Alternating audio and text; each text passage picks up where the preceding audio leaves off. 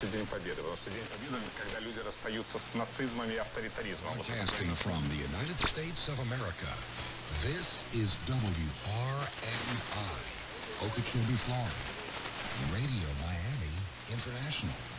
You can find out more about WRMI at our website, WRMI.net. That's WRMI.net. Visit our website and share your QSL reports. This is WRMI.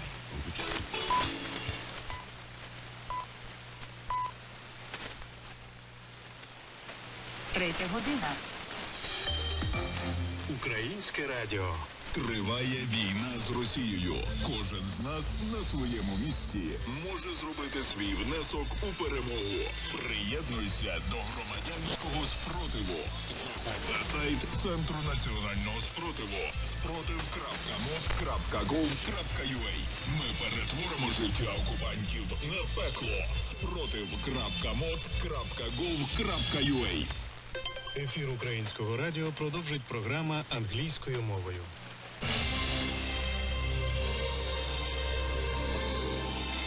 Ukraine security issue. Russia has been killing and terrorizing Ukrainians for 2.5 months. The Black Sea port city of Odessa has again been hit by Russian missiles. On Monday evening, they destroyed a shopping mall, one of the biggest in the country, and a large commodity warehouse. 1 civilian was killed and 5 were injured.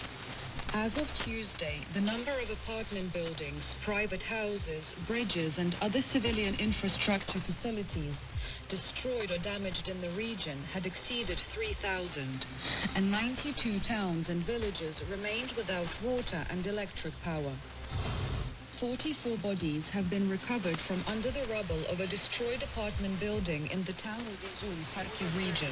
The Russian troops destroyed it back in March. At present, the town remains completely blocked and fierce fighting is ongoing in the area, so it is impossible to help the unfortunate residents. The Russian forces are on the offensive, aiming to cut off the Luhansk region and block the only road through which civilians are evacuated and humanitarian aid is delivered. Because of incessant shelling, Ukrainian rescuers are unable to reach any town or village to recover dozens of bodies.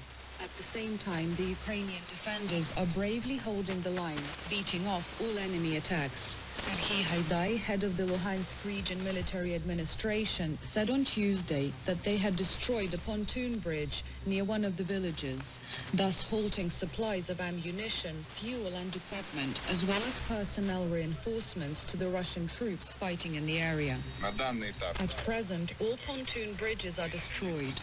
So is all the enemy equipment. Most of the Russian troops were killed and the rest escaped by swimming across the river. Fierce fighting continues in the areas of Zolota 3, Zolota 4 and Katerinivka. Our boys are having a hard time there, but they are holding the line. The enemy forces haven't advanced an inch. Voyevodivka remains under control. The areas near Rubizhna are also under control. All the enemy attacks fail, said Serhiy Haidai. Meanwhile, the Russians continue to bomb, shell and storm the Azovstal steel plant, the last stronghold of the Ukrainian defenders of Mariupol, but invariably fail to break through. Russia has not abandoned its plan to annex the occupied areas of Ukraine, according to Vadim Denisenko, advisor to the Interior Minister. We remember Putin's essay on the single nation and Novorossiya, where he calls the entire territory of Ukraine his territory. So there should be no illusions on that score. He didn't say it aloud, but he didn't so for one reason. If he had, it would have sped up the sanctions process and talks on an oil embargo. Now he's trying to buy time. All those recent statements indicate that they are preparing to annex the occupied areas of the Kherson region. That means Russia's key goal remains the same, to create a USSR-2. The only question is the configuration. They may either want it to compromise everything, including Belarus, or create quasi-republics under their control and under a guise of several union states, said Vadim Denisenko.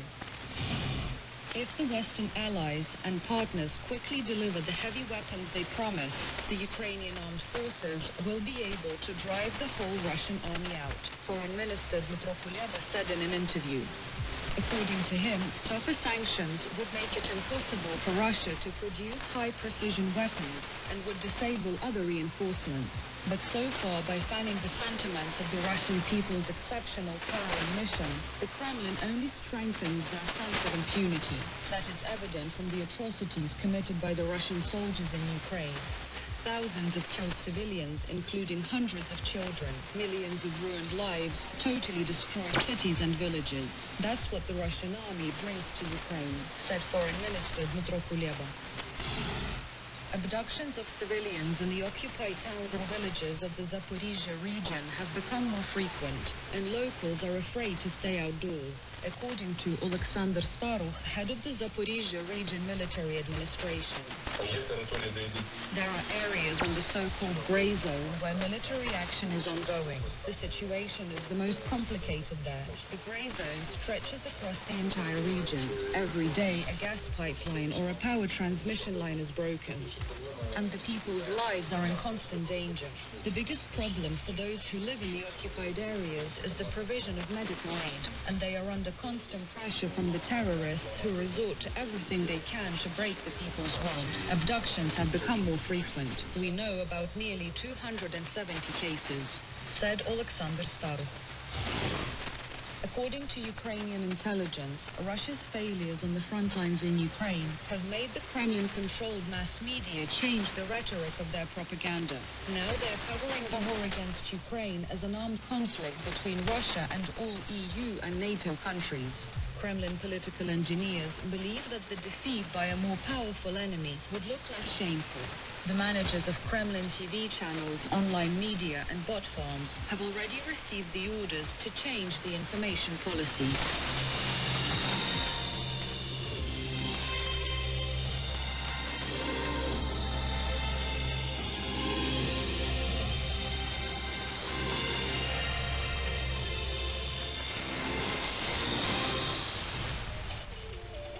Українське радіо.